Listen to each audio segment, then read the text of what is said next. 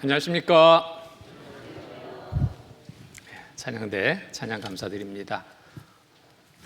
우리 형제님들 충만하십니까? 무엇으로 충만하십니까? 세상 일들로 충만하면 안 되겠죠? 예수로 충만한 삶이 되기를 참으로 바랍니다. 같이 기도로 주일 말씀 함께 하겠습니다. 기도하시겠습니다. 사랑과 은혜가 풍성하신 거룩하신 하나님 아버지 감사합니다. 구원하여 주셔서 자녀 삼아주시고 몸된 귀환에 거하게 하시고 늘 말씀과 또 교제 가운데 걸음을 이끌어 주셔서 항상 주의 자녀로서 합당한 삶을 이뤄갈 수 있도록 돌봐주시고 이끌어 주신 주님 감사드립니다. 오늘도 귀한 한날을 허락해 주셨습니다. 주일 오전 말씀 앞에 나올 수 있도록 이 시간 모두의 형편을 살펴주시고 걸음을 이끌어 주신 주님 감사드립니다. 항상 주 안에서 온전한 삶을 이룰 수 있도록 늘 살펴주시고 이끌어 주신 주님, 오늘 또 말씀을 또 마음에 새기게 하시고 말씀을 생활 속에서 실천하는 모두의 삶이 되게 하셔서 하나님을 기쁘시게 할 삶이 되게 도와주시옵소서. 이 시간 또 말씀 앞에 함께 되나 참여치 못한 우리 형제자매님들 또 계십니다. 어느 곳에 있든지 어떤 형편 속에서든지 늘 주의 자녀로서 온전한 삶을 이뤄갈 수 있도록 돌봐주시고 이끌어 주시옵소서. 특별히 병 중에 계신 형제자매님들도 계십니다. 주의 손길로 속히 그 건강을 회복시켜 주시고 남은 삶의 시간 더욱 힘있게 주를 위해 살아가는 귀한 삶이 되도록 도와주시옵소서. 이 시간 또 여러 어려움에 처한 형제자매님들도 계신 줄 압니다.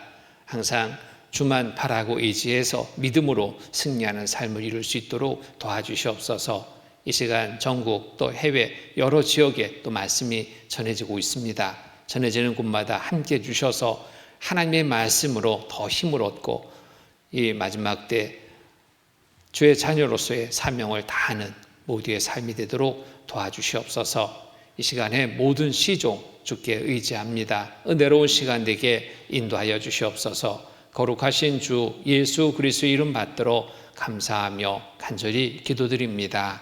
아멘. 말씀 같이 찾겠습니다. 에베소서 4장 22절로 24절 말씀.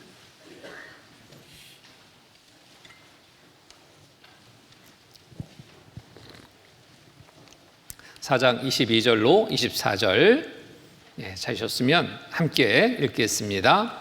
너희는 유혹의 욕심을 따라 썩어져 가는 구습을 좇는 옛사람을 벗어버리고 오직 심령으로 새롭게 되어 하나님을 따라 의와 진리의 거룩함으로 지으심을 받은 새 사람을 입으라.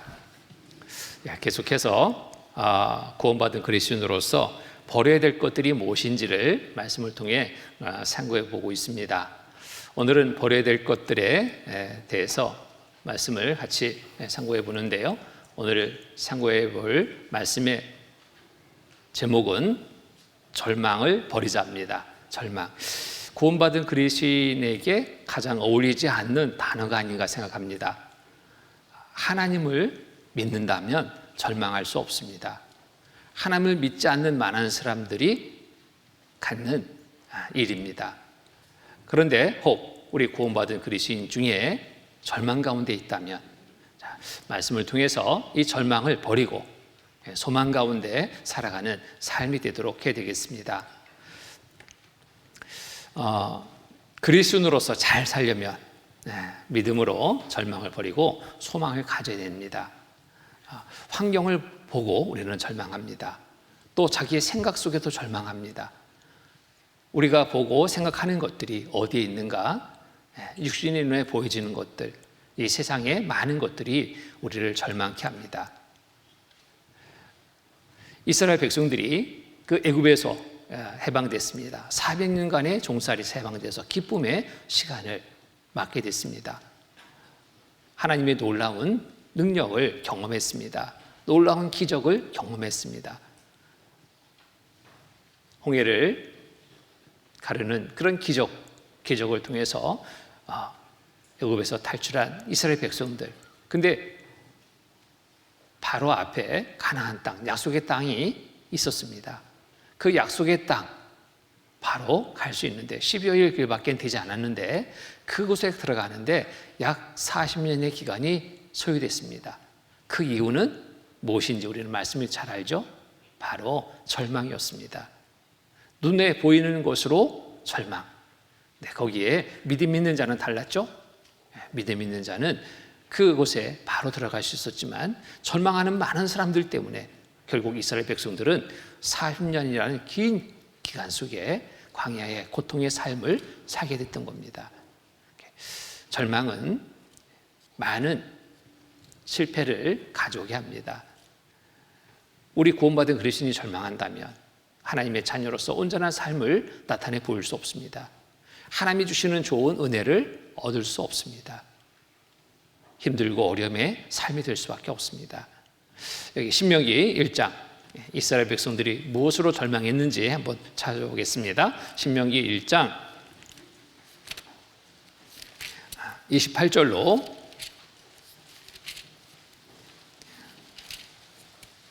28절로 32절 28절로 32절 말씀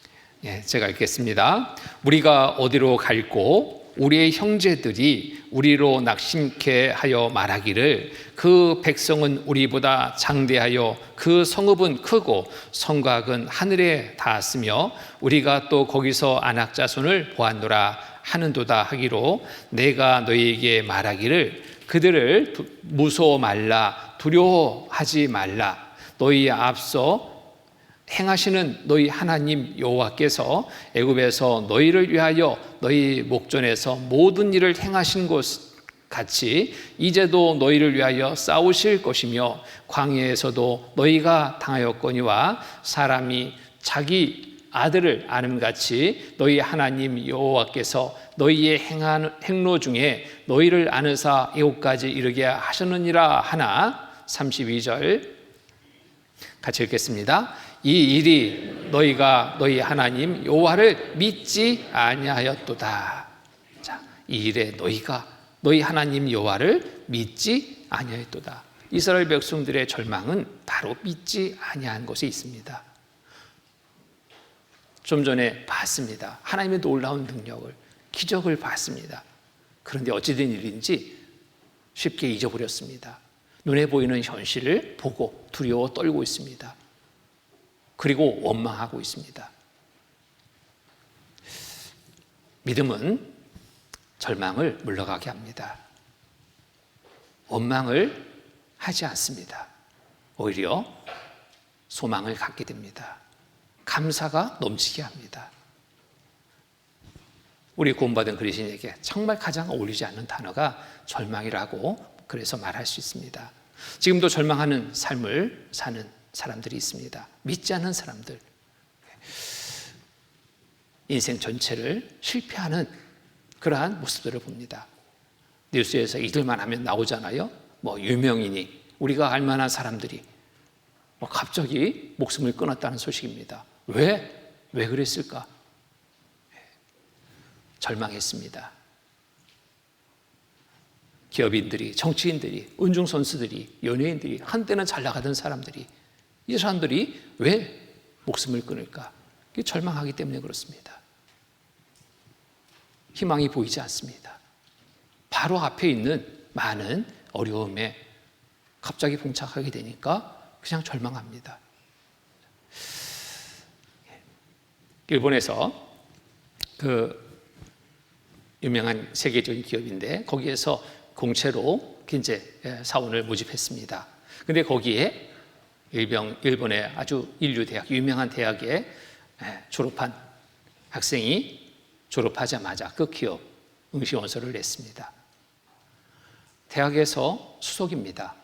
그러면 그 기업에 들어가는 것은 너무나 당연한 것이잖아요.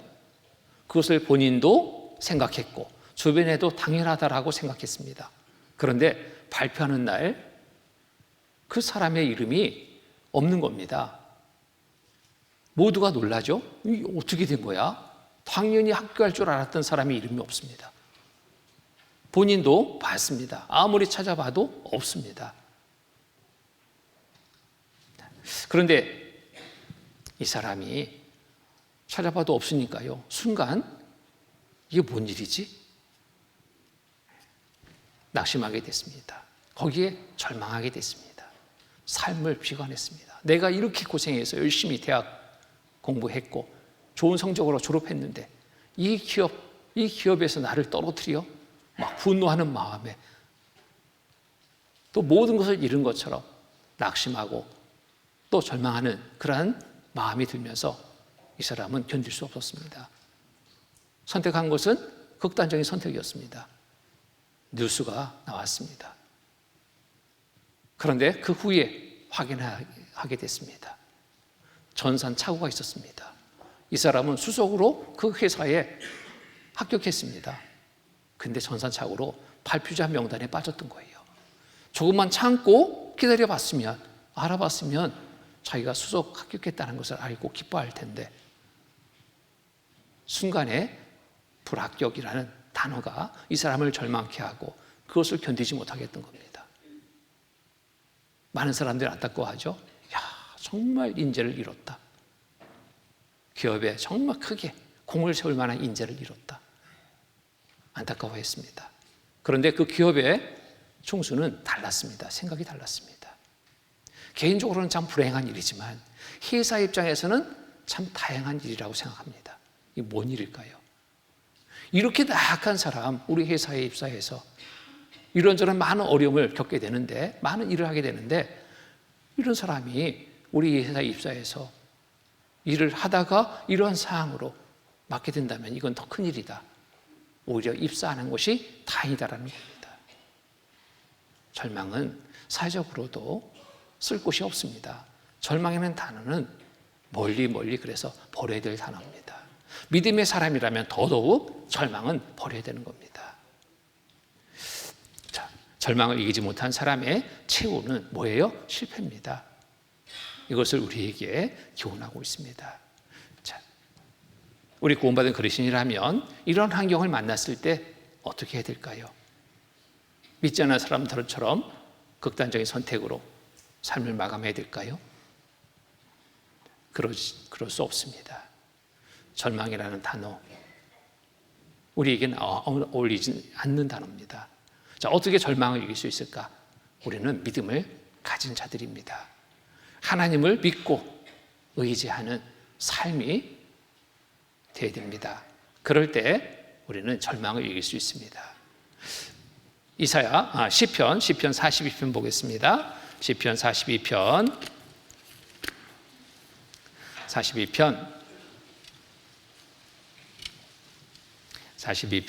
5절 말씀입니다.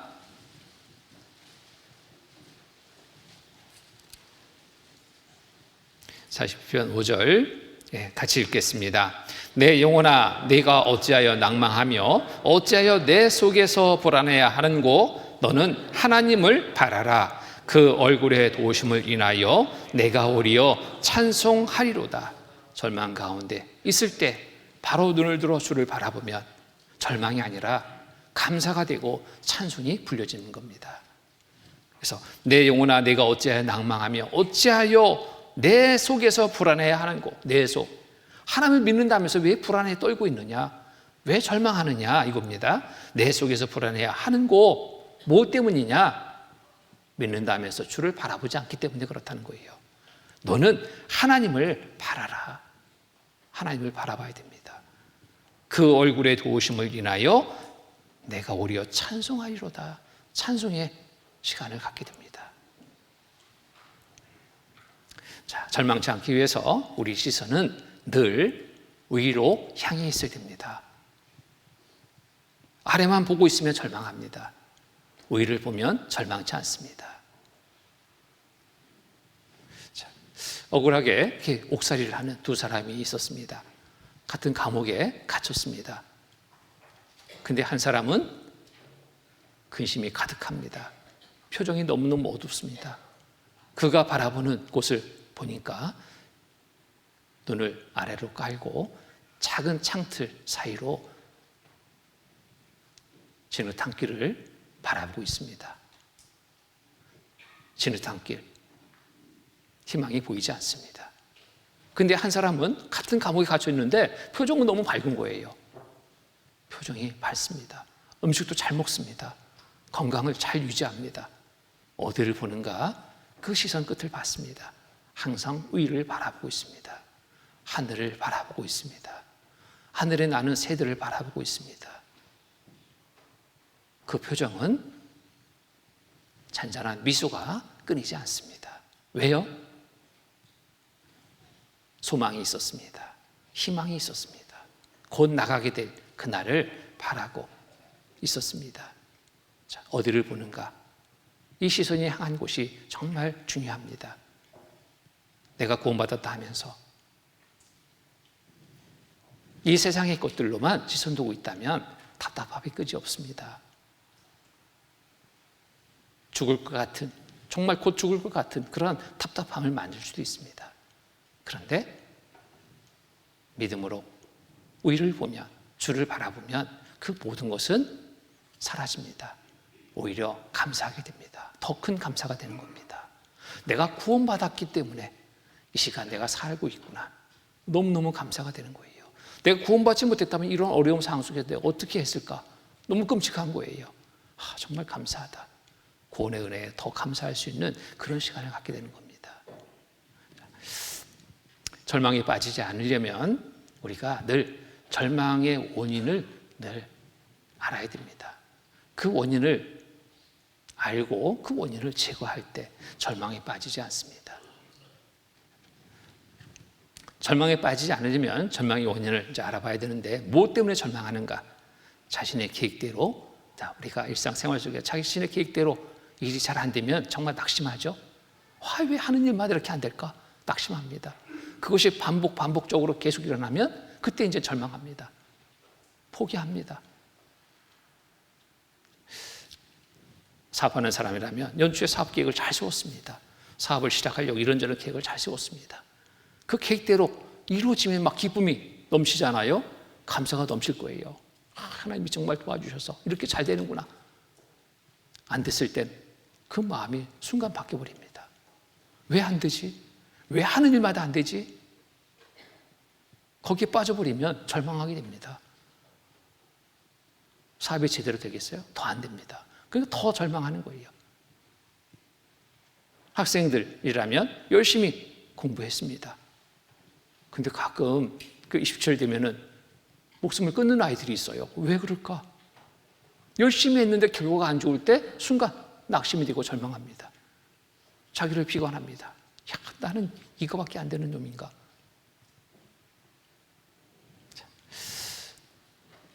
전도하는 일에도 그러잖아요. 남편을 전도하기 위해서 정말 많이 애를 썼습니다. 많은 것을 희생했습니다. 헌신적으로 남편을 막 섬겼습니다.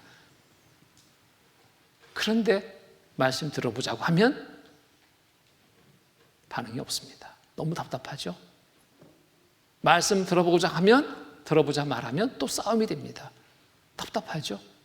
그럴 때 정말 낙심하게 되고 절망하게 됩니다. 자, 이런 모든 시간들 속에 우리가 무엇 때문에 절망하는가? 원인은 내 생각이 주장되고 있기 때문에, 세상의 일들에 내 시선을 두고 있기 때문에, 그 원인은 너무나 간단한 원인입니다. 구원받은 성도는 일이 안 될 때 절망하라고 그 상을 주신 게 아닌 거예요. 왜 그런 어려움의 시간을 있게 하는가? 이걸 알아봐야 됩니다. 절망하라고? 아닙니다. 하나님을 더 가까이 하라고, 가까이에서 의지하라고, 그리고 하나님을 믿고 의지해서 그 도우심 속에 승리하는 삶을 얻게 하기 위해서 하나님이 주시는 기회라는 겁니다. 그 현상만 보니까 절망하게 되는 거예요. 지금 어려움의 시간이 왜 나한테 주어졌을까? 믿음을 온전히 가지고 살아가고 있다면, 하나님을 믿고 의지한다면 이 일을 통해서 얻게 될 은혜를 바라게 됩니다. 왜 이런 일이 있지? 하나님 더 가까이 하자.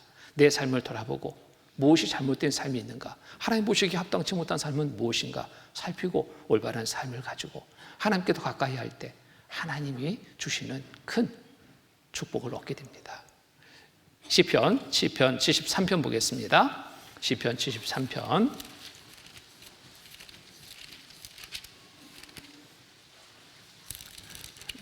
27절로 28절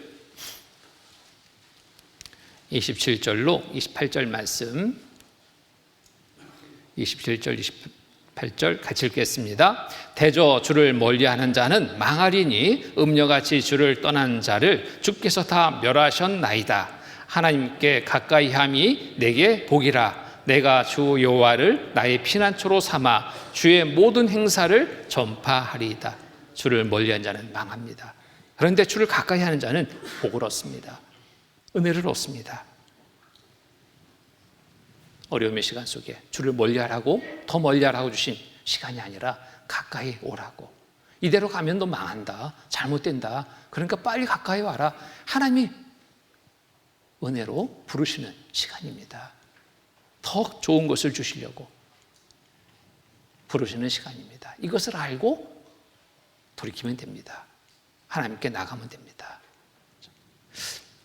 하나님은 나의 계획을 이루시는 분입니다. 하나님이 이루어주시는 겁니다. 내가 많은 일을 계획해도 내 힘으로 되는 게 아닙니다. 이것을 알고 하나님이 이루어주신 분임을 알고 하나님께 나가면 됩니다. 더욱더 믿고 의지하면 되거든요. 잠언 16장 보겠습니다. 잠언 16장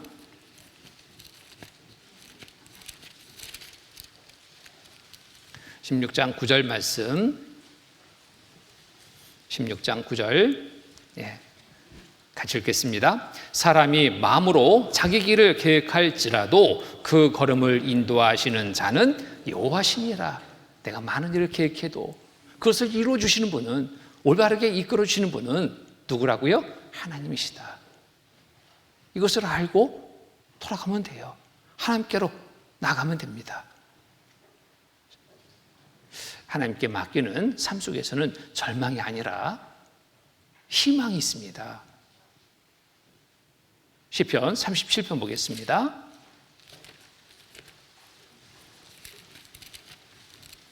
시편 37편 5절로 6절입니다. 5절로 6절. 5절로 6절 같이 읽겠습니다. 너희 길을 여호와께 맡기라. 저를 의지하면 저가 이루시고 내 의를 빛같이 나타내시며 내 공의를 정오의 빛같이 하시리로다. 자, 너희 길을 여호와께 맡기라. 맡겼을 때입니다. 저를 의지하면, 맡기고 의지하면 저가 이루시고 하나님이 이루어 주십니다. 왜 힘들고 어려움의 시간을 갖게 되는가? 온전히 하나님께 맡기지 못한 가운데 힘들고 어려움의 시간을 갖게 되는 겁니다. 맡기지 못하니까 절망하게 됩니다.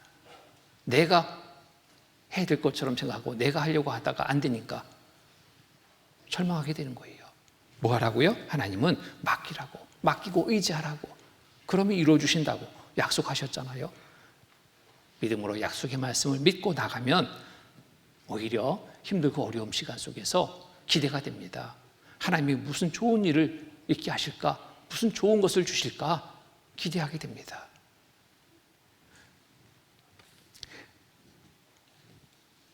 잠언 16장 보겠습니다. 잠언 16장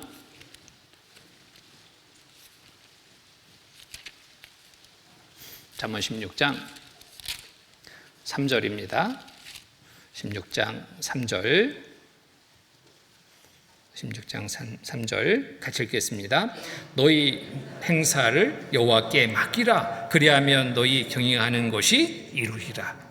분명히 약속하셨잖아요. 너희 행사를 여호와께 맡기라. 맡기는 것은 뭘까요? 하나님이 해주시는 거예요. 대신 해주시는 겁니다. 맡기지 않을 때는 내가 해야 되는데 맡겼더니 하나님이 해주시는 겁니다. 하나님은 능력이 무한되신 분입니다. 지혜가 무한되신 분입니다. 능치 못할 일이 없는 거예요. 내가 할 때는 힘든 일, 어려운 일이었지만 하나님이 개입하신다면 이건 일이 아닌 거예요. 너무너무 쉬운 겁니다. 맡게 될 이유는 여기 있습니다. 그래서 너희 행사를 여호와께 맡기라. 그리하면 너희 경영하는 것이 이루리라. 경영하는 것 이루어주시는 분 하나님이십니다. 자, 맡기는 삶이 되어야 됩니다. 그런데 왜 맡기지 못하냐? 뭐 때문일까요? 교만함 때문입니다. 교만함. 내가 잘났어 하는 순간 맡기지 못합니다. 내가 할 수 있다 생각하는 순간 맡기지 않습니다.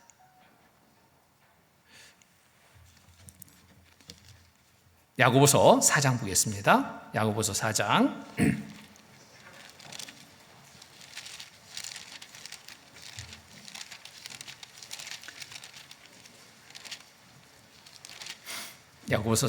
6절 말씀입니다.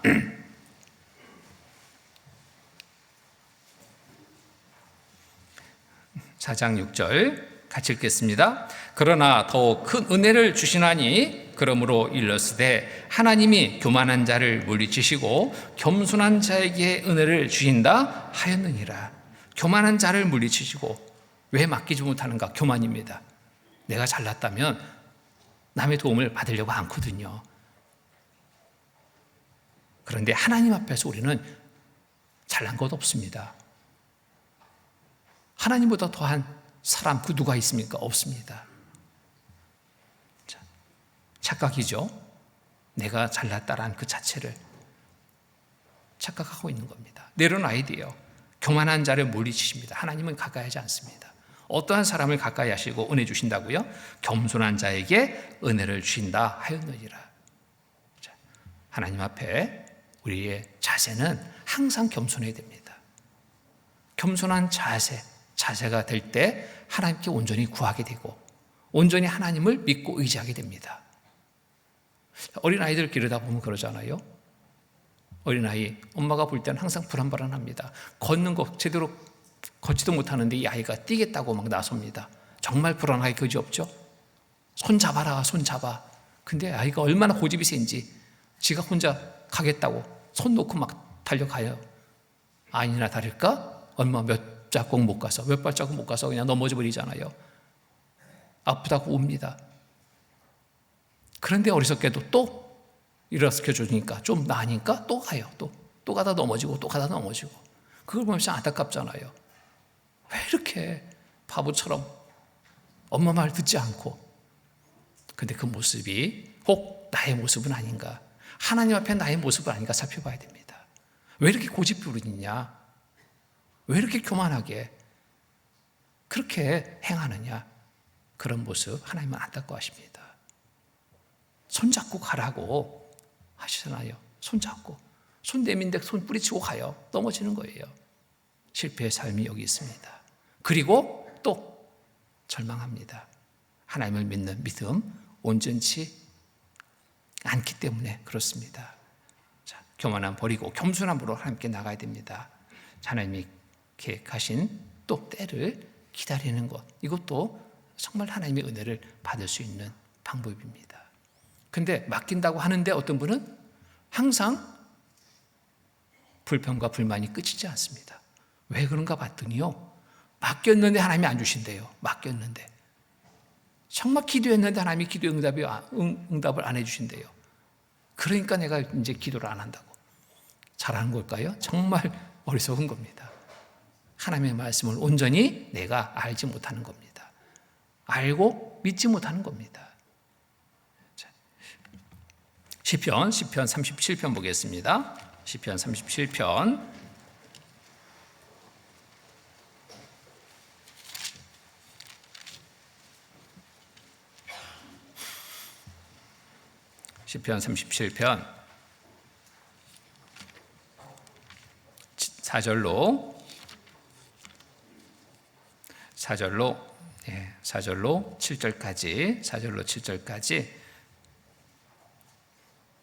4절로 7절까지 제가 읽겠습니다. 여호와를 기뻐하라. 저가 내 마음의 소원을 이루어 주시리로다. 너희 길을 여호와께 맡기라. 저를 의지하면 저가 이루시고 내 의를 빛같이 나타내시며 내 공의를 종의 빛같이 하시리로다. 7절을 함께 읽겠습니다. 여호와 앞에 잠잠하고 참아 기다리라. 자기 길이 형통하며 악한 꾀를 이루는 자를 인하여 불평하여 말지어다. 여호와 앞에 잠잠하고 참아 기다리라. 기다림이 필요한 겁니다. 하나님이 주시는 때가 있어요. 때가. 그 때를 기다려야 돼요. 그런데 내 생각으로 정해놓고 기도한다면 그 기도의 응답이 되지 않을 수 있습니다. 나는 속히 없기를 바라지만 하나님은 나를 너무나 잘 아셔요. 여러 사항을 너무나 세세하게 잘 아십니다. 속히 주어서 해가 될 수 있을 때는 안 주시는 거예요. 더디 줄 수 있습니다. 하나님이 다 알고 계셔요. 맡긴다는 것은 모든 것을 맡기는 것이 되어야 됩니다. 기도만 맡기는, 말로만 맡기는 이런 시간이 돼서는 안 됩니다. 온전히 하나님이 이루어주실 때까지 잠잠히 참아 기다림 속에 하나님의 은혜가 주어집니다. 또 일이 안 되는 이유를 모를 때 우리는 절망합니다. 일이 안 되는 이유라도 알면 좋겠는데 그 이유조차 모르면 답답하고 낙심이 되어 절망합니다. 답답하죠? 답답하고 낙심될 때 하나님 앞에 자신을 살피고 생각해 봐야 될 때입니다. 내 지혜로 방법을 모르겠어요. 그러면 하나님께 더 구해야 되잖아요. 더 구하고 구해야 됩니다. 그럴 때 하나님이 그 답답한 마음을 해결해 주십니다. 포기하면 안 됩니다. 절망해서 포기하면 안 됩니다. 전도서 7장 보겠습니다. 전도서 7장.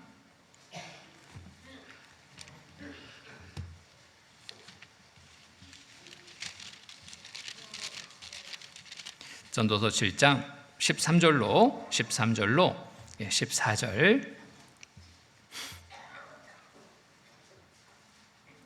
13절 14절 말씀 같이 읽겠습니다. 하나님의 행하시는 일을 보라. 하나님이 굽게 하신 것을 누가 능히 곱게 하겠느냐. 형통한 날에는 기뻐하고 곤고한 날에는 생각하라. 하나님이 이 두 가지를 병행하게 하사 사람으로 그 장래 일을 능히 헤아려 알지 못하게 하셨느니라. 자, 하나님의 행하시는 일을 보라. 하나님의 행하시는 일, 우리는 말씀을 통해서 잘 보고 알고 있습니다. 능력이 정말 무한대이신 하나님을 우리는 잘 알고 있습니다. 그런데 우리의 삶 속에서 그 하나님을 모셔오지 않는 거예요. 여전히 알고 있지만 내 생각이 주관되는 삶이라면 실패의 연속의 삶이 될 수 있습니다. 그로 인해서 절망할 수 있는 삶이 되는 겁니다. 자, 어려운 일, 어려운 상을 맞았을 때 우리가 취할 것은 절망이 아니라 생각해야 될 때입니다. 그래서 형통한 날에는 기뻐하고 곤고한 날에는 생각하라. 형통한 날, 감사하며 기뻐해야 되겠죠. 형통한 날, 모든 일이 잘 되는데 근심하고 있는 사람 없죠. 그때는 기뻐해야 될 때입니다. 감사해야 될 때입니다. 내 힘으로 형통이 아니라 하나님이 주신 도우심 속에, 하나님의 도우심 속에서 내가 형통한 삶을 맞았다는 것을 알고 감사하며 기뻐해야 됩니다. 그런데 어려움의 시간도 하나님이 함께 주시는 거예요. 어려움의 일도 있게 하는 겁니다. 왜냐? 이 두 가지를 병행하게 하신다고 그랬잖아요. 병행하게 하사 사람으로 그 장래 일을 능히 헤아려 알지 못하게 하셨느니라. 좋은 일만 계속 있다면 하나님과 멀어지는 거예요. 그러니까 좋은 일 있다면 어려운 일도 있게 합니다. 왜? 하나님을 떠나지 않게 하기 위해서, 더 가까이 오게 하기 위해서 하나님의 계획 속에서 우리의 모든 삶이 이끌려져 가고 있는 겁니다. 이것을 알아야 되는데 알지 못하면 어려움의 시간 속에 우리는 답답해 견딜 수 없는 겁니다. 일이 안 될 때 죄로 인해서 일이 안 될 수도 있습니다. 게으름으로 인해서 일이 안 될 수도 있습니다. 또 하나님과 멀어진 관계가 된다면 일이 안 될 수도 있습니다. 왜? 돌아오라고 부르시는 시간이거든요. 이때 이것을 생각하고 정말 속히 돌이켜서 하나님께 나가야 됩니다.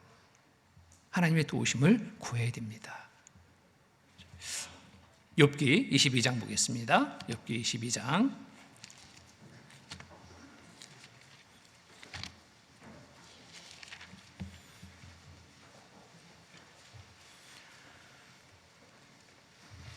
욥기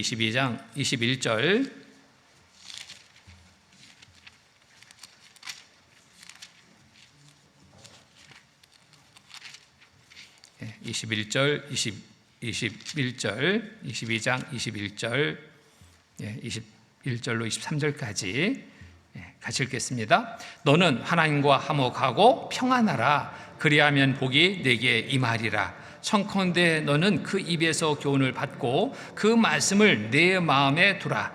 내가 만일 전능 자에게로 돌아가고 또 내 장막에서 불의를 멀리 버리면 다시 흥하리라.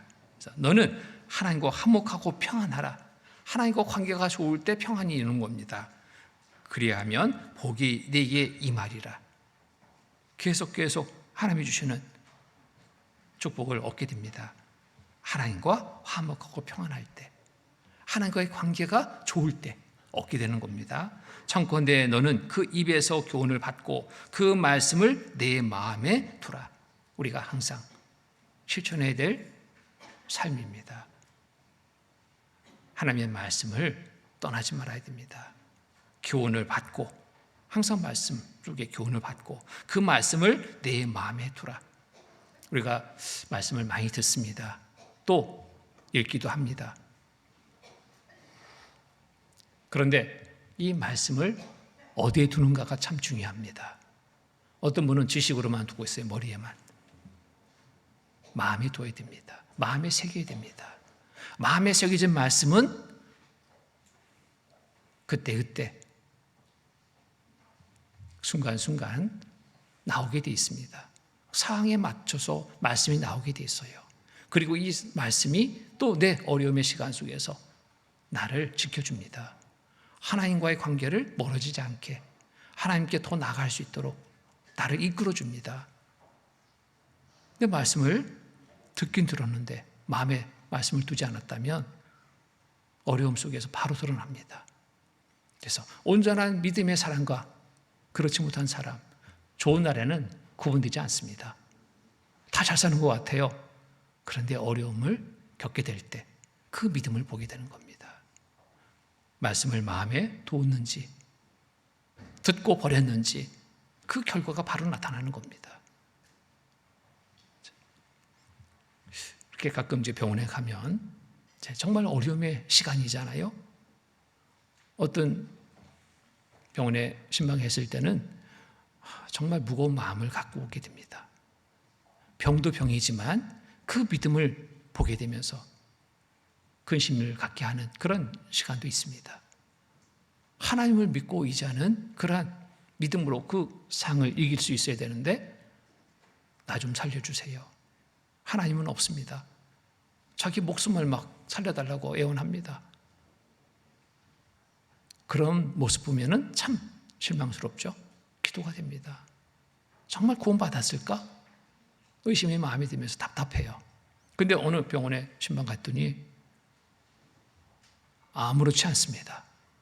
지금 죽을 병에 걸려서 수술을 하지 않으면 큰일 나는데 그 수술을 앞두고 있는데 그 표정은 너무나 밝아요. 왜 그런가? 왜? 하나님께 온전히 맡겼습니다. 사는 것도 죽는 것도 하나님이 해주시는 대로 받을 준비가 된 거예요. 하나님이 좋은 거 주신다는 것을 믿고 있습니다. 그리고 죽는 것도 좋겠다는 겁니다. 왜? 빨리 천국에 가니까. 또 살려주면 그것도 좋습니다. 더 전도하다가 주님 맞을 수 있으니까. 상급이 더 쌓이니까. 자, 이런저런 여러 부분에서 정말 온전한 믿음의 사람을 볼 때 감사가 됩니다. 위로 갔다가 오히려 힘을 얻고 오는 이런 경우들이 있습니다. 자, 내 믿음은 어떨까?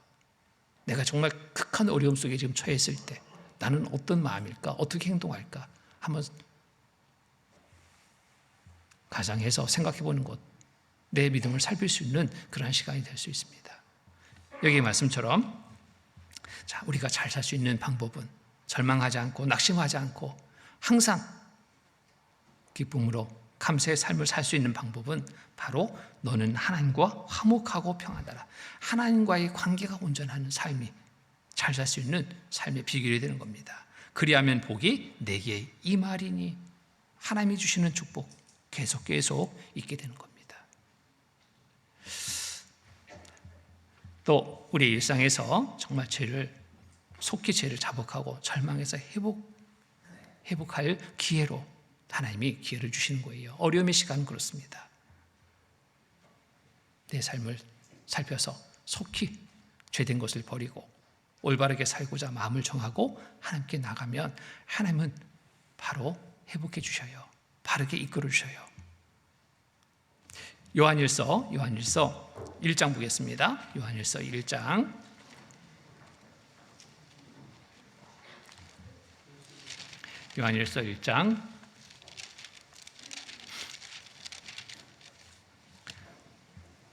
1장 8절로 9절입니다. 8절로 9절 같이 읽겠습니다. 만일 우리가 죄 없다 하면 스스로 속이고 또 진리가 우리 속에 있지 아니할 것이요 만일 우리가 우리 죄를 자백하면 저는 미쁘시고 의로우사 우리 죄를 사하시며 모든 불의에서 우리를 깨끗게 하실 것이요. 하나님 앞에 우리는 늘 살펴봐야 됩니다. 내가 잘 살고 있나? 하나님이 기뻐하지 않은 삶을 혹 살고 있지는 않을까? 죄된 삶을 혹 살고 있지는 않을까? 살펴야 됩니다. 말씀을 들으면서 살펴야 됩니다. 말씀을 읽으면서 살펴야 됩니다. 그때 주시는 상황 속에서 우리는 먼저 내 자신을 살펴봐야 됩니다. 내 자신의 삶을 살펴봐야 됩니다. 문제, 그 원인을 거기에서 찾게 됩니다. 그럴 때 빨리 돌이켜야 됩니다. 만일 우리가 죄 없다면 스스로 속이고 또 진리가 우리 속에 있지 아니할 것이요. 죄 없다 하면 나는 그냥 잘 살고 있어. 이런 착각 속에 빠져버리면 큰일입니다. 항상 우리는 말씀에 예민해야 됩니다. 하나님 앞에 정말 솔직해야 됩니다. 사람들 앞에는 많은 꾸밈 속에 삽니다. 그렇죠? 상대가 나를 어떻게 볼까? 좋게 보이기 위해서 꾸밈 속에 삽니다. 근데 사람들은 또 속아 넘어가요. 내가 속에 정말 더러운 마음을 품고 있어도 아주 온화한 미소를 지으면 그 사람은 나를 좋은 사람으로 봅니다. 악한 사람으로 보지 않아요. 그러니까 사람은 그렇게 속일 수 있지만 하나님은 속일 수 없습니다. 하나님 앞에 우리는 늘 솔직해야 됩니다. 우리가 만일 죄 없다면 스스로 속이고 또 진리가 우리 속에 있지 아니할 것이요 만일 우리가 죄를 자백하면 하나님 앞에 내 자신을 솔직하게 드러내고 용서를 구하면 도움을 청하면 하나님은 미쁘시고 의로우사 우리 죄를 사하시며 모든 불의에서 우리를 깨끗게 하실 것이요 하나님은 바르게 우리의 삶을 또 회복시켜 주시고 이끌어 주십니다. 그래서 날마다 하나님 앞에 우리의 모습을 살피는 시간 그리고 하나님의 도우심을 바라고 의지에 살아가는 날들이라면 절망할 일이 없습니다. 낙심해야 할 일이 없습니다. 항상 감사로 넘치는 삶이 될 수 있습니다.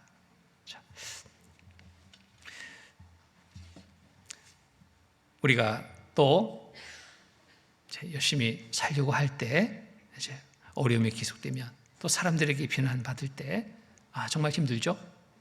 내가 믿음을 지키고 열심히 살려고 하는데 주변에서는 나를 그냥 놔두지 않습니다.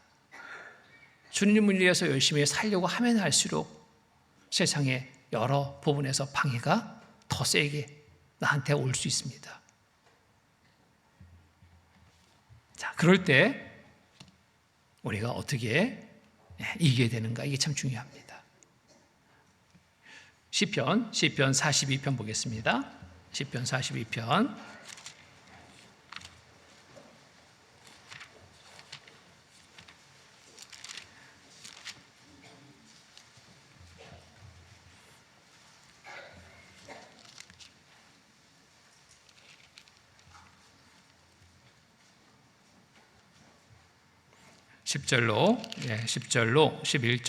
10절로 11절 말씀 같이 읽겠습니다. 내 뼈를 찌르는 칼같이 내 대적이 나를 비방하여 늘 말하기를 내 하나님이 어디 있느냐 하도다. 내 영혼아 네가 어찌하여 낭망하며 어찌하여 내 속에서 불안해하는고? 너는 하나님을 바라라. 나는 내 얼굴을 도우시는 내 하나님을 오히려 찬송하리로다. 자, 비방합니다. 핍박합니다. 네 하나님이 어딨냐? 늘 말하기를 네 하나님이 어딨냐? 어디 있느냐? 이 뭐예요? 조롱하는 말입니다. 핍박하는 말입니다. 야, 하나님이 있으면 너 그렇게 살게 하겠냐? 하나님이 있으면 네가 하나님을 믿고 의지한다며 뭐 이런저런 핍박의 거리들로 막 공격합니다. 좋은 날들은 이런 공격을 받지 않습니다. 조금이라도 어려움을 맞게 됐을 때 주변에서 나를 도우는 것이 아니라 오히려 나를 더 힘들게 합니다. 하나님을 믿는다면서 왜 그렇게 일이 안 되냐? 그런 말을 들을 때 너무너무 힘들죠? 그때 어떻게 된다고요? 하나님을 바라봐야 될 때라는 겁니다. 절망하지 말아야 됩니다. 고통 중에 하나님을 바라보고 믿고 정말 굳건하게 서서 산소망 가운데 살아가는 삶이 되도록 우리의 삶을 다시 한번 추스려야 됩니다.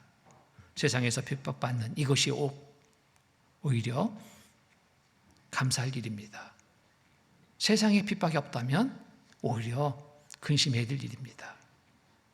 뭘까요? 세상에서 핍박받고 있다면 내 삶이 세상 사람과 다르다라는 것이 되겠죠? 근데 세상에서 핍박이 하나도 없습니다. 가족의 핍박도 없습니다.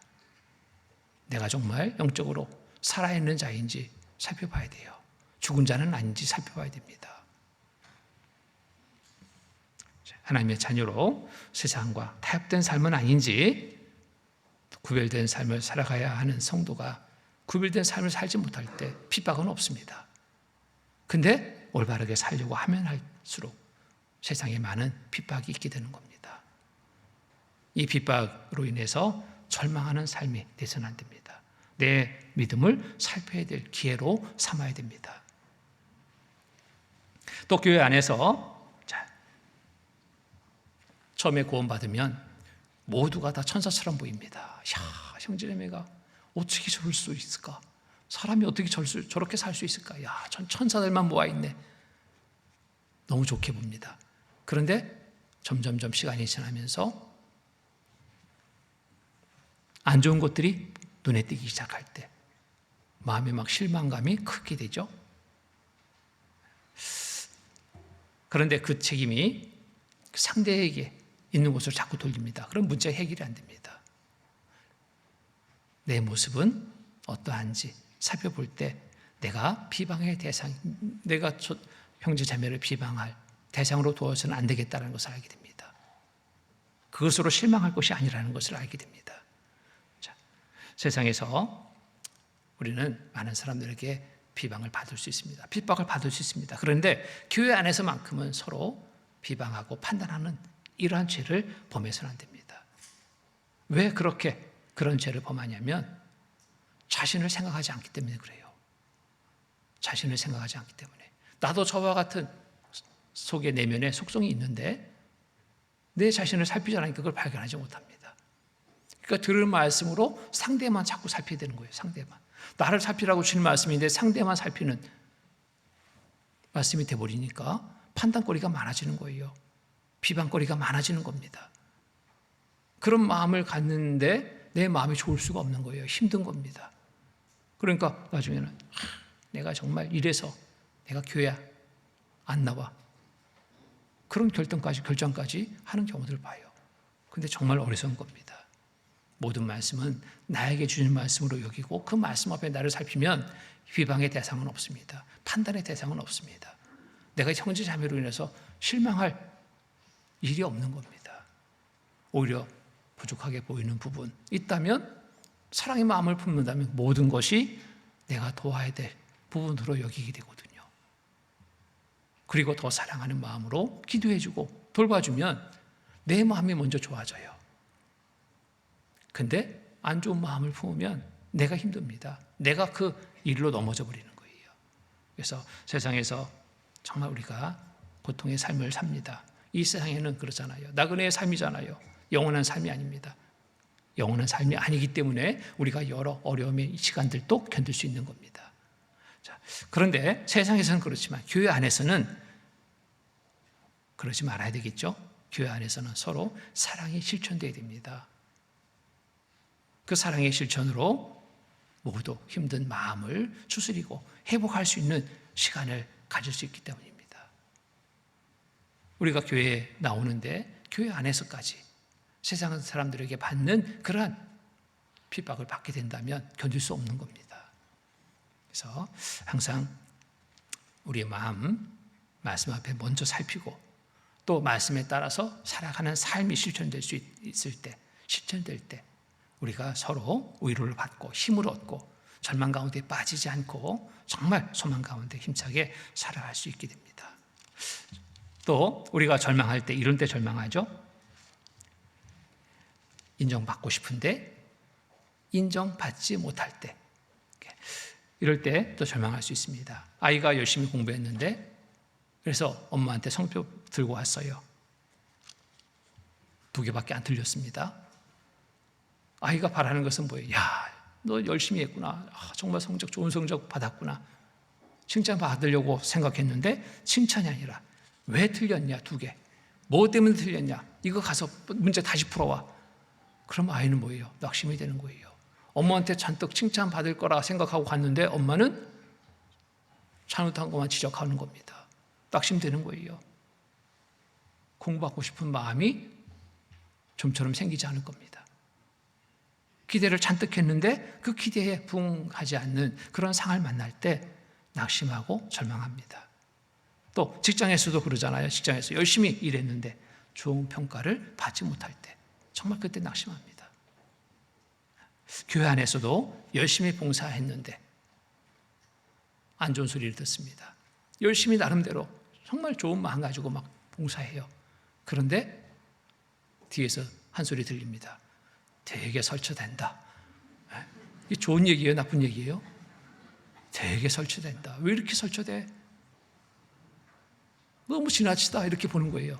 나는 정말 기쁨으로 감사함으로 그 일을 행하고 있는데 뒤에서 한마디 그런 말을 뱉었을 때 내 마음은 크게 상처가 됩니다. 낙심이 되는 거예요. 더 이상 그 일을 행할 힘을 잃어버리는 겁니다. 혹 내 말이 그렇듯 형제자매에게 열심으로 주를 위해 살고자 하는 그 마음을 힘들게 하는 말은 하지 않았는지 이것도 생각해 봐야 됩니다. 또 그런 말을 들었을 때 또 대응하는 것도 참 중요해요. 그 한마디에 내가 넘어져 버리면 안 됩니다. 내가 다시는 안 한다. 이런 결심하는 계기가 돼서는 안 됩니다. 사람의 말이에요. 하나님은 나를 어떻게 보실까? 이게 중요하잖아요. 내가 지금 행하고 있는 이 일, 하나님이 어떻게 보실까? 누가 뭐래도 하나님이 기쁘시게 좋게 여기시는 일이라면 나는 그냥 하면 됩니다. 묵묵히 하면 됩니다.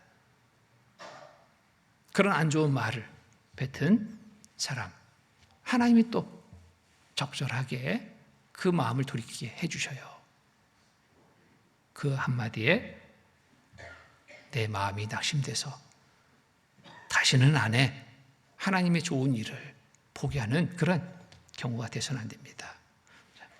우리가 교회 안에서는 정말 서로 사랑이 실천돼야 됩니다. 말로만의 사랑이 아니라 진짜 사랑이 실천돼야 돼요. 진짜 사랑 어떻게 실천될 수 있을까요? 모두의 사항사항을 내가 겪고 있는 일로 여기고 같이 공감해주고 같이 위해서 기도해주고 울어주고 웃어줄 수 있는 그 삶이 가식적이 아니라 신실되게 이루어지는 것, 이게 진짜 사랑입니다. 로마서 12장 보겠습니다. 로마서 12장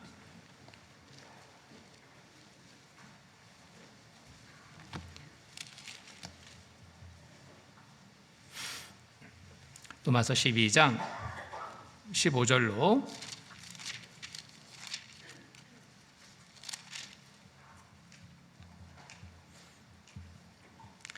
15절로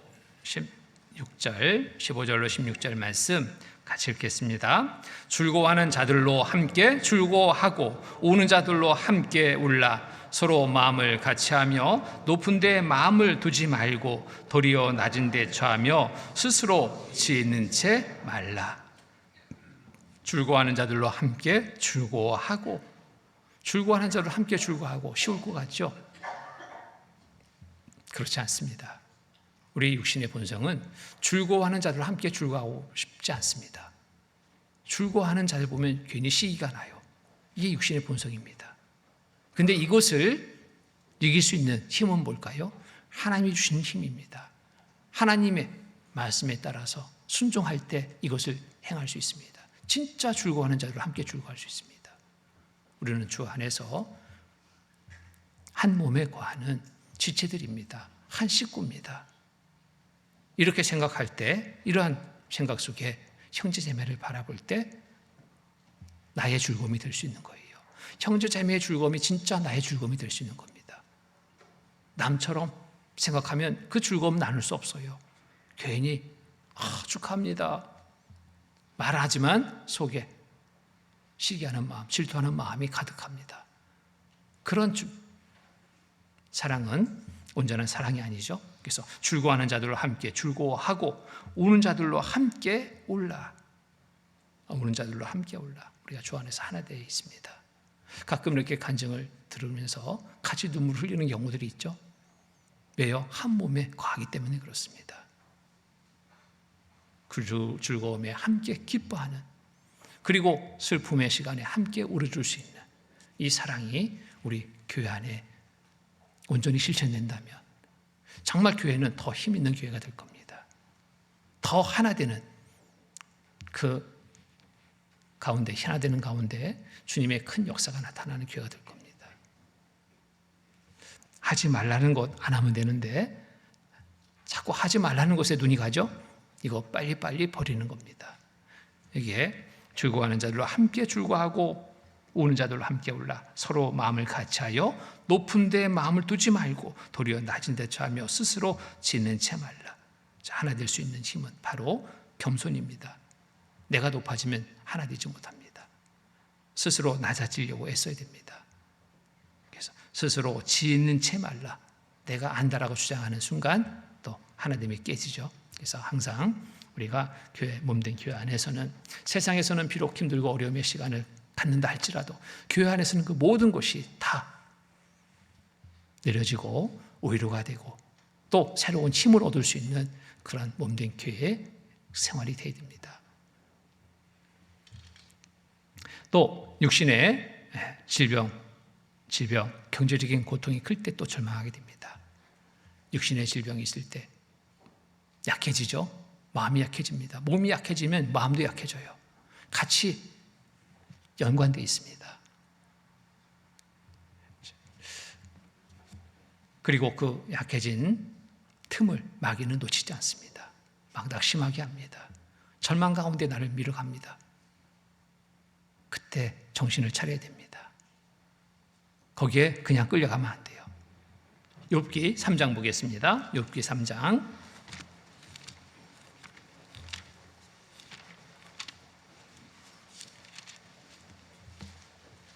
욥기 3장 11절로 13절,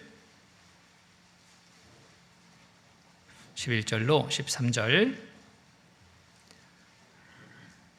제가 읽겠습니다. 어찌하여 내가 태에서 죽어 나오지 아니하였던가? 어찌하여 내 어미가 낳을 때에 내가 숨지지 아니하였던가? 어찌하여 무릎이 나를 받았던가? 어찌하여 유방이 나로 빨게 하였던가? 그러지 아니하였던들 이제는 내가 평안히 누워 자고 쉬었을 것이니. 여러분, 욥이 모든 것을 잃었습니다. 하루아침에 싹 다 잃어버린 거예요. 자식도 다 죽고 집도 다 무너지고 모든 것이 다 이루어져 버렸습니다. 이때 욥이 낙심하고 있죠. 순간 어찌하여 내가 태어나서 죽어 나오지 아니하였던가? 내가 태어나지 않았다면 이런 험한 상황을 겪지 않아도 되는데, 자, 어찌하여 내 어미가 낳았을 때 내가 숨지지 아니하였던가? 자기의 삶을 태어난 것을 지금 막 후회하고 있잖아요. 어찌하여 무릎이 나를 받았던가, 어찌하여 유방이 나로 빨게 하였던가. 그러지 아니하였던들 이제는 내가 평안히 누워 자고 쉬었을 것이니. 이런 일을 겪지 않아도 되는데 건강이 나빠지고 또 경제적으로 어려움을 겪게 될 때 우리의 마음에도 이러한 낙심된 마음이 올라올 수 있습니다. 이대로라면 절망합니다. 모든 것을 막 포기하려고 할 겁니다. 믿지 않은 사람들과 별반 다를 바 없는 그런 행동이 취해질 수 있습니다. 그런데 욥은 잠시 이런 절망 가운데 있었지만 하나님을 떠나지 않았습니다. 다시 정신을 차려 하나님을 가까이 더 가까이 하는 기회를 가졌던 겁니다. 그랬더니 놀라운 하나님의 축복이 내려졌습니다. 잃은 것에 배가 되는 것을 다시 얻게 되는 이 큰 은혜가 베풀어졌습니다.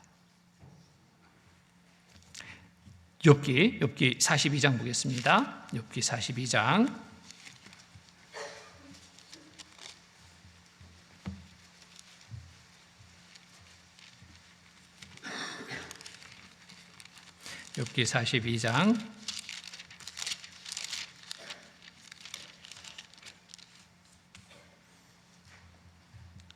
42장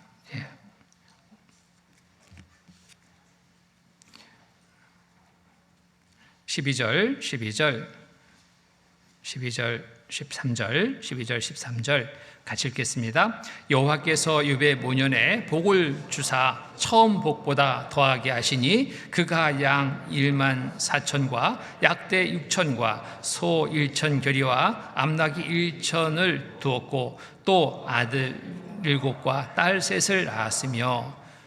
자, 여기 보면은 처음에 잃어버린 것보다 배가 되는 축복을 하나님이 허락해 주셨습니다. 그런데 육신적으로 이러한 큰 축복인데 이보다 더 큰 축복이 있습니다.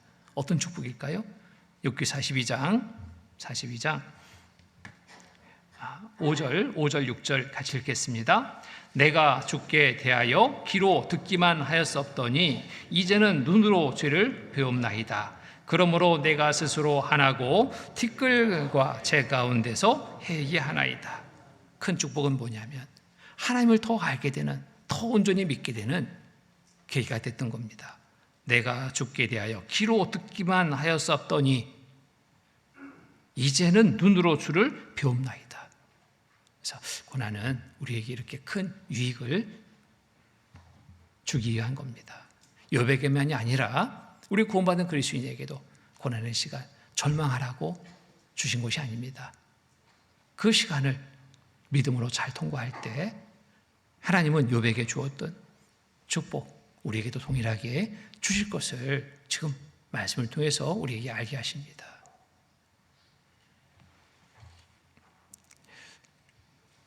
시편 119편 보겠습니다. 시편 119편 71절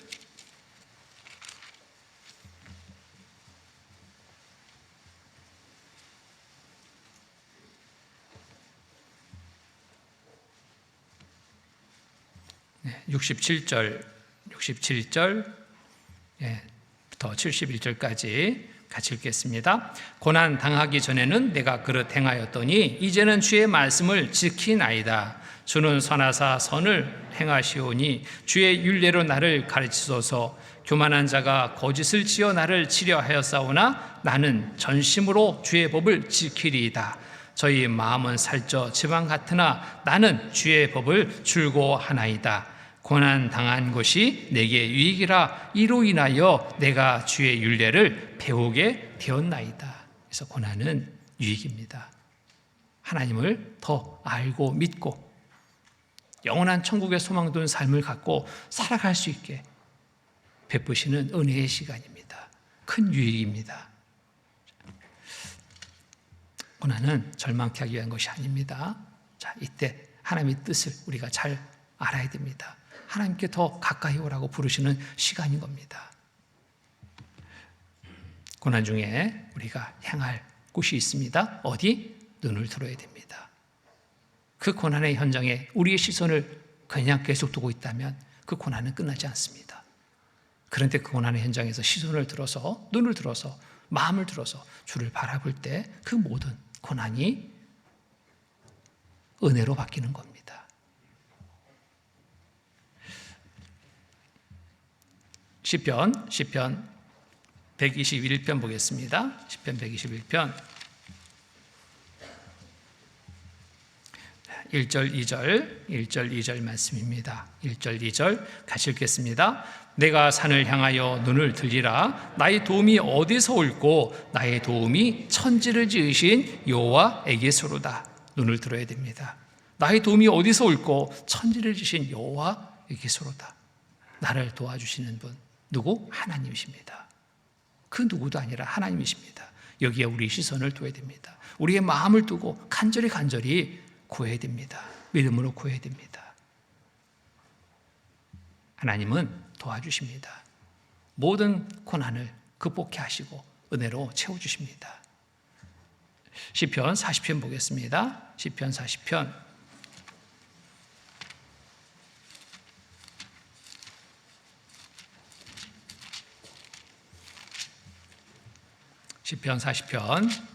16절로 17절 16절 17절 같이 읽겠습니다. 무릇 주를 찾는 자는 다 주로 즐거워하고 기뻐하게 하시며 주의 구원을 사랑하는 자는 항상 말하기를 여호와는 광대하시다 하게 하소서. 나는 가난하고 궁핍하오나 주께서는 나를 생각하시오니 주는 나의 도움이시오 건지시는 자시나 나의 하나님이여 지체하지 마소서. 하나님을 믿고 의지하는 겁니다. 하나님께 구하는 겁니다. 나는 가난하고 궁핍하오나 주께서는 나를 생각하시오니, 이 모든 사정을 하나님만 세세하게 다 아시는 분입니다. 주는 나의 도움이시오 건지시는 자시라. 나의 하나님이여 지체하지 마소서.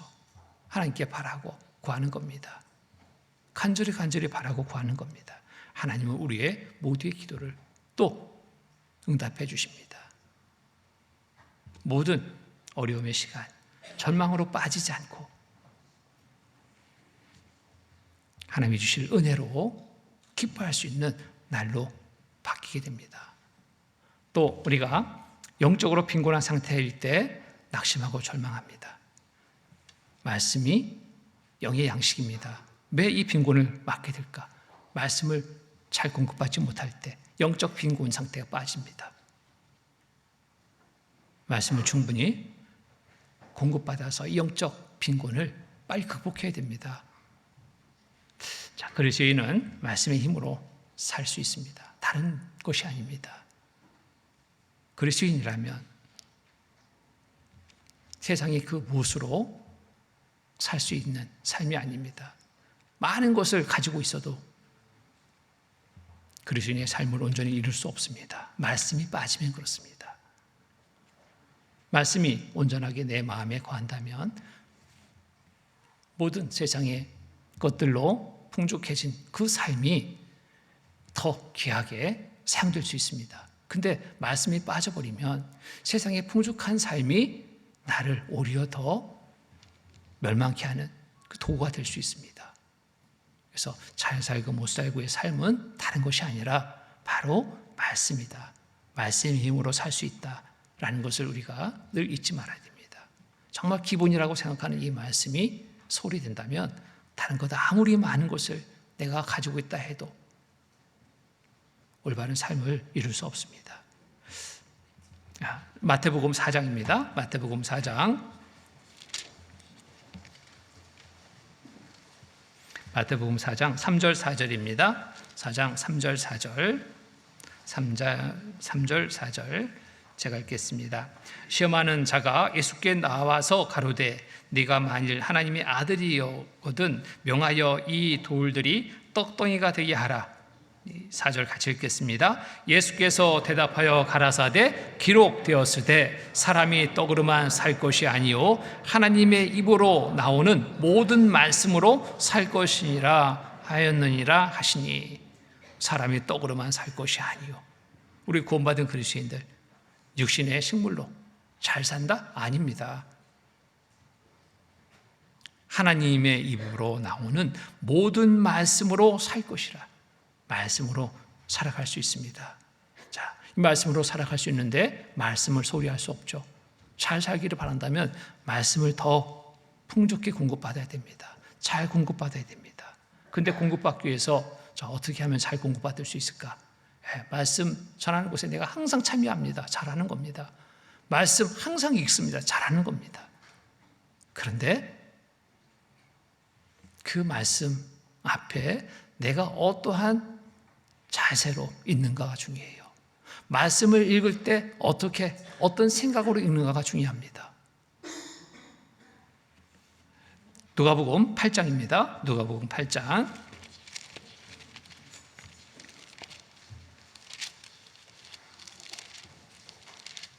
8장 18절 말씀 또 같이 읽겠습니다. 그러므로 너희가 어떻게 듣는가 스스로 삼가라. 누구든지 있는 자는 받겠고 없는 자는 그 있는 줄로 아는 것까지 빼앗기리라 하시니라. 어떻게 듣는가? 우리가 지금 말씀 앞에 지금 와 있는데요. 함께 하고 있는데 어떻게 듣는가? 이거 정말 살펴봐야 됩니다. 어떤 분은 말씀을 듣고 나서 정말 은혜로웠습니다. 너무 감사합니다. 어떤 분은 별로 반응이 없어요. 뭔가 문제가 있습니다. 차이가 어디에서 나는가? 말씀을 듣는 자세에 있습니다. 마음을 다른 곳에 두고 있다면 말씀 안 드릴 거예요. 세상에 이런저런 할 일을 생각하고 있다면 말씀 안 드릴 겁니다. 안 들려요. 자, 공부 잘하는 아이와 공부 못하는 아이를 이렇게 살펴봤습니다. 공부 잘하는 아이는요, 정리를 잘합니다. 정리를. 시험 결과가 좋게 나와요. 정리를 잘해요. 공부 잘 못하는 아이는 노력에 비해서 너무 성적이 안 나와요. 왜 그럴까? 봤더니 어지러워요. 아주 복잡해요. 정리를 못해요. 뭐 요점 정리? 그거 말고 그보다 앞서서 정리할 것을 못해요. 책상을 가보니까 느저분합니다. 왜 이렇게 펴있는 게 많은지. 뭐 이 책도 저 책도 막 쌓여있어요. 막 잔뜩. 그 환경에서 무슨 공부가 되겠습니까? 집중이 안 되는 거예요. 집중이. 말씀을 잘 들으려면 환경 잘 정리해야 됩니다. 내가 앉아있는 자리에 말씀을 보고 있다. 다른 거 옆에 있으면 말씀 잘 볼까요? 못 봅니다. 요즘에 스마트폰 떨어지면 큰일 나죠? 이 스마트폰 옆에 두고 있어요. 계속 삐릭삐릭 소리 나요. 또 영상까지 틀어놨어요. 성경 본다고 앉아있어요. 성경. 눈은 갈 수 있지만 글자 하나 마음에 새기지 않습니다. 그러지 않습니까? 집회 때마다 광고하죠. 핸드폰 좀 꺼주세요. 죽여주세요. 막 하잖아요. 강하게. 근데도 안 죽여. 계속 살려. 내가 살아야 되는데 핸드폰이 살고 있어요. 핸드폰이 죽어야지 내가 살아. 이거 우리 알아야 됩니다. 성경을 보는데 어떤 분은 핸드폰으로 편리하게 보는 분도 있더라고요. 뭐 편리하죠. 그런데 이것을 놔야지 성경이 보이고요. 말씀이 들립니다. 뭐 시대가 어느 시대인데 요즘에 뭐 스마트한 시대 아닙니까? 그런 거로 보면 안 됩니까? 정말 경험하신 분들은 압니다. 말씀을 들으면서 내가 찾아서 본 말씀과 그냥 쉽게 쭉 돌려서 본 말씀과 차이가 있습니다. 넘겨서 하나하나 한 글자 한 글자 보면서 마음에 새긴 말씀은 남습니다. 그런데 쉽게 넘겨진 말씀은 기억되지 않아요. 묵상이 안 됩니다. 그래서 우리 대국계 형제님들은 그런 분이 없는 것 같은데요. 성경, 말씀 듣는 시간에는 성경만 놓고 있는 거, 이게 진짜 잘하는 거예요. 뭐 메모지 정도는 옆에 두고 그때 잠깐 메모할 수는 있겠죠. 근데 다른 것들은 다 죽여야 됩니다. 그래야지 내가 살기 때문에. 말씀이 내 안에 온전히 거하고 이 말씀의 힘으로 내가 살 수 있기 때문에 그렇습니다. 불필요한 것도 주변에 두지 말자. 말씀을 잘 들을 수 있는 방법이 되는 겁니다. 마가복음 4장입니다. 마가복음 4장.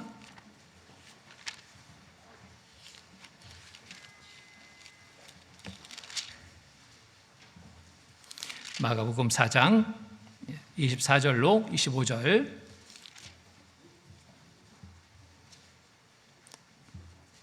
자, 24절, 25절 같이 또 읽겠습니다. 또 가라사대 너희가 무엇을 듣는가 스스로 상가라. 너희의 헤아리는 그 헤아림으로 너희가 헤아림을 받을 것이요 또 더 받으리니 있는 자는 받을 것이요 없는 자는 그 있는 것까지 빼앗기리라. 자, 무엇을 듣는가? 들을 게 있는 자는 들으라. 또 가라사대 너희가 무엇을 듣는가 스스로 상가하라. 너희의 헤아리는 그 헤아림으로 너희가 헤아림을 받을 것이요 또 더 받으리라. 있는 자는 받을 것이요 없는 자는 있는 것까지 빼앗기리라. 있는 자는 받을 것이요 마음이 있는 자는 말씀을 받을 수 있습니다. 내 마음이 없으면, 다른 일에 내 마음 뺏겨버리면 이 말씀 시간에 앉아 있어도 들은 말씀 하나도 기억 안 되는 겁니다. 어떤 분은 말씀을 잘 듣는 것처럼 보입니다. 막 계속 끄떡끄떡해요. 아, 잘 들으는가 보다.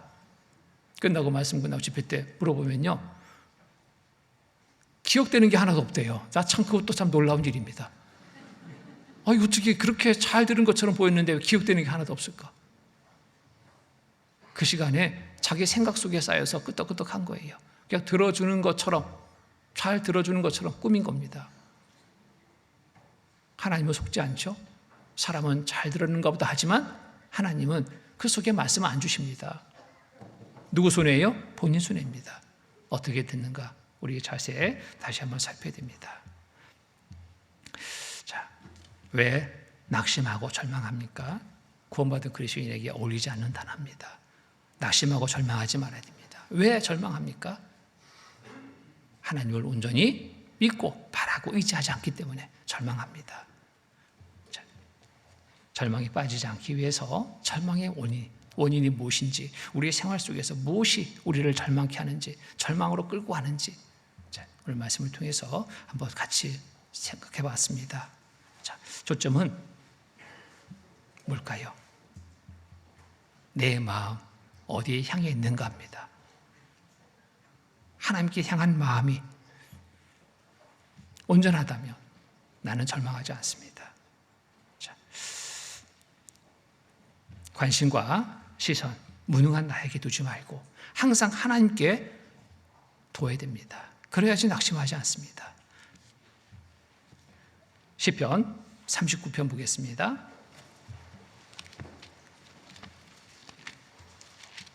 시편 39편 4절로 7절 말씀입니다. 4절로 7절 같이 읽겠습니다. 여호와여 나의 종말과 연한의 어떠함을 알게 하사 나로 나의 연약함을 알게 하소서. 주께서 나의 날을 손들릴 만큼 되게 하심에 나의 일생이 주의 앞에는 없는 것 같사오니 사람마다 그 든든히 선 때에도 진실로 허사뿐이니이다. 진실로 각 사람은 그림자같이 다니고 헛된 일에 분유하며 재물을 쌓으나 누가 취할는지 알지 못하나이다. 주여 내가 무엇을 바라리요? 나의 소망은 주께 있나이다. 나의 연약함을 인정해야 됩니다. 그래야지 하나님을 더 바라고 믿고 의지하게 됩니다. 내 힘 죽여야 됩니다. 그래야지 하나님이 나를 이끌어 주셔요.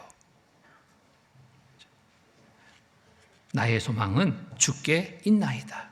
나의 소망은 주께 있습니다. 나의 소망 어디에 두고 있습니까? 세상에 빨리 그걸 거두고 주께 소망 둔 삶으로 우리가 살아야 됩니다. 그럴 때 어떤 어려움을 당해도 절망하지 않습니다. 더욱 감사할 수 있는 날이 될 겁니다. 절망 버리고 정말 소망으로 채워야 됩니다. 하나님의 도우심 속에서 모든 것을 할 수 있다 믿고 하나님의 능력을 믿고 의지해서 절망치 않고 소망 가운데 살아가는 우리 모두의 삶이 되겠습니다. 같이 기도하시겠습니다. 거룩하시고 자비로우신 하나님 아버지 감사합니다. 한 시간 말씀을 통해서 절망치 말고 소망 가운데 살 것을 우리에게 알게 하시니 감사합니다. 세상에 이런저런 여러 일들로 낙심된 마음 거두고 절망에 빠지지 않도록 항상 온전한 믿음으로 살아가기를 또 바라고 원합니다. 주님 도와주셔서 승리의 삶을 이루는 우리 형제자매님들 모두의 삶이 되도록 도와주시옵소서. 주님 오시는 그날 우리의 모두의 삶이 부끄러움이 조금도 없이 잘하였다 칭찬받는 삶이 되도록 모두의 삶을 살피시고 또 이끌어 주시옵소서. 오늘 모든 교제 시종 또 주님께서 또 함께해 주심에 감사드립니다. 나머지의 일정 속에서도 함께해 주셔서 은혜로운 하루 되도록 도와주시옵소서. 항상 우리를 사랑하시는 거룩하신 주 예수 그리스도 이름 받들어 감사하며 기도드립니다. 아멘.